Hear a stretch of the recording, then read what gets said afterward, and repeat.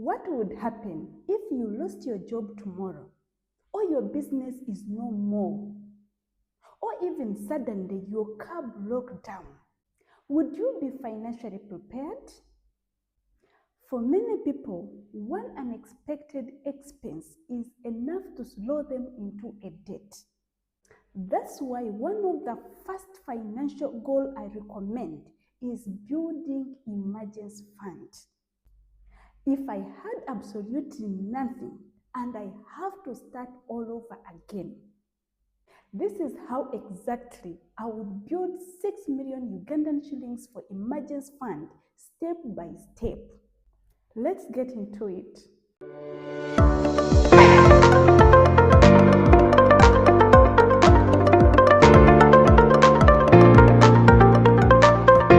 Hey everyone, welcome back to the channel. If you're new here, you are so welcome.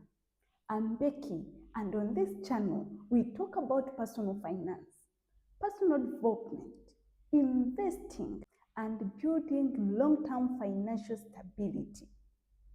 If that sounds like your goal, you are in the right place. Before we begin, remember this. An emergency fund is not an investment. It's your financial safety net. Its job is not to make you rich. Its job is to protect you when life doesn't go according to plan.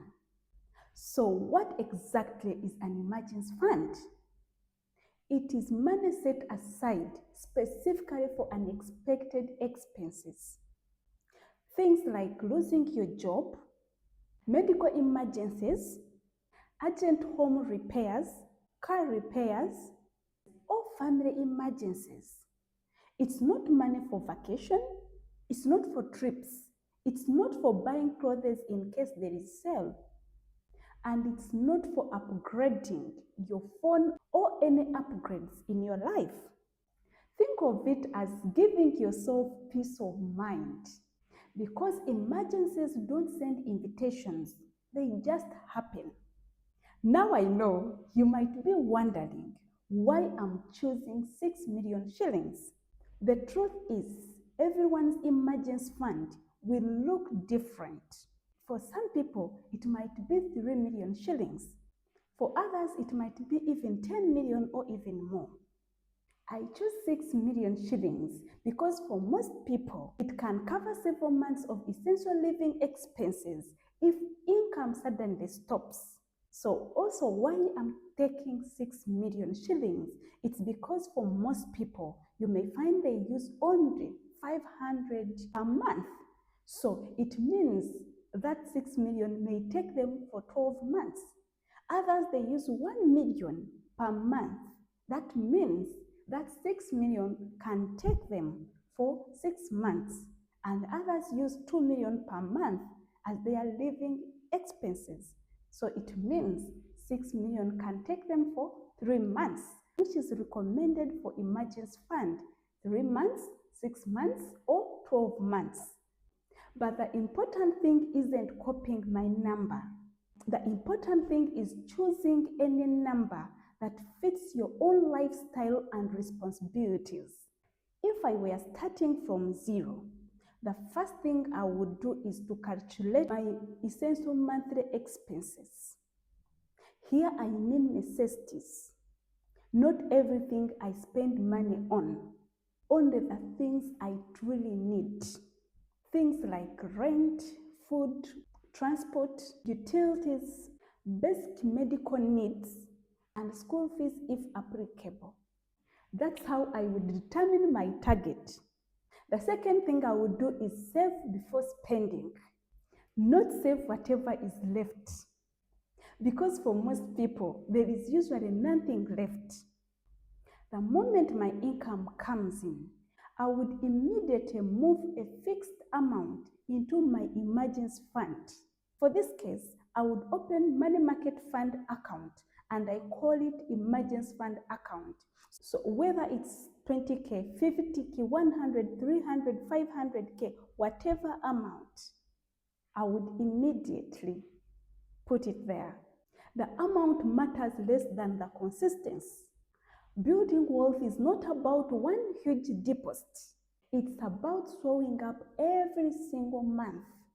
For next step I would do, if my goal was to build an emergency fund faster, I would look for a few expenses I would reduce or cut for a while. Maybe a few takeaway meals, maybe delaying unnecessary shopping, maybe reducing impulse purchases, maybe not going for changing hairstyle every month or nail polish, whatever.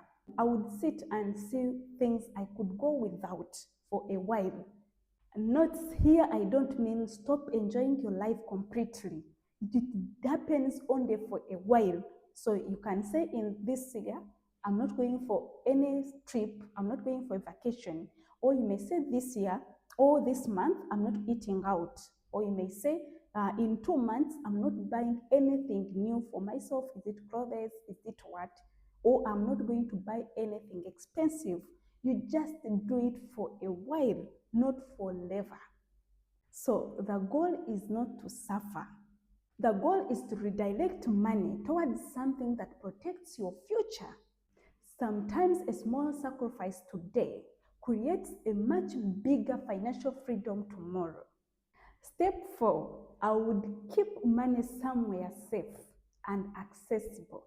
An emergency fund should be easy to access when you genuinely need it. But also it shouldn't be easy that you're tempted to spend it every weekend. Personally, I would keep it in a safe place, secure and easy to access. And for this case, I would open money market fund account and name it emergency fund. Because for money market funds, my money is sitting for emergency fund, but at the same time earning some interest. So it means it protects me from inflation and I can easily access my money and withdraw anytime I want it. The most important thing you should consider is make sure you can easily access money when a really emergency happens, while avoiding unnecessary temptations. Finally, I would only use it for really emergencies.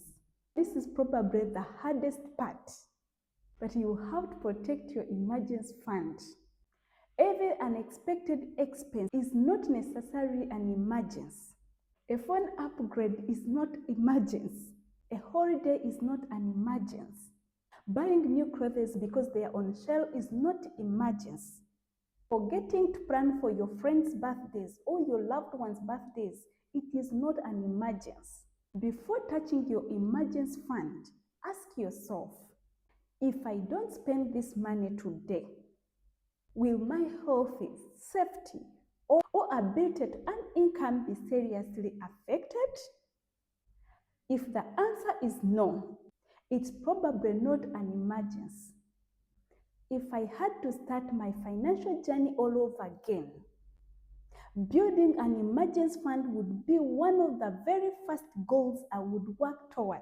Not because it's exciting, not because it earns higher returns, but because it creates stability. And when you have stability, you make better financial decisions. You don't panic every time life throws you a surprise. You don't immediately rely on anyone or a debt. Instead, you have financial caution that gives you time to think clearly and move forward with confidence. So let me ask you a question. If an unexpected expense came up this month, would you be financially prepared? I would love to hear from you in the comments. Are you currently building an emergency fund? Or this is going to be your next financial goal?